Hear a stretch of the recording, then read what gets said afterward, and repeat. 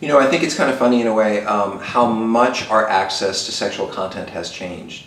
Just in the past 15 or 20 years, which seems like a lifetime to me now. You know, if 20 years ago, if I wanted to look at porn, I had to put my clothes on, get in my car, you know, drive to that bad part of town, go to the adult bookstore, get the book or magazine or the video, take it home. You know, that was a big process. And you know what? I didn't always have the money to buy it. I might have had to, you know, rent it and return it and do the whole thing over. But what does it really take now to have access to profound sexual content? You know, all you have to do is pick up your phone. So, or your laptop, or go online. So, you know, the biggest issue that's changed recently is how our immediate access to intensely pleasurable experiences and images. You know, I really believe if you put cocaine in the medicine cabinet of everyone in this country, you know, you would have a lot more cocaine addicts. So not everyone, but you'd have a lot more cocaine addicts simply because it was so available to everyone.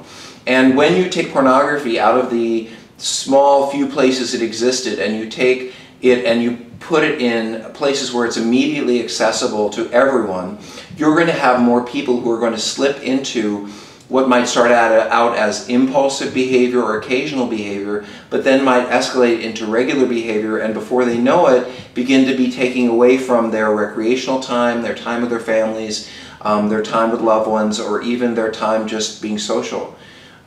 It's interesting because sometimes people will say to me, well, can you be a sex addict if you're not having sex with other people?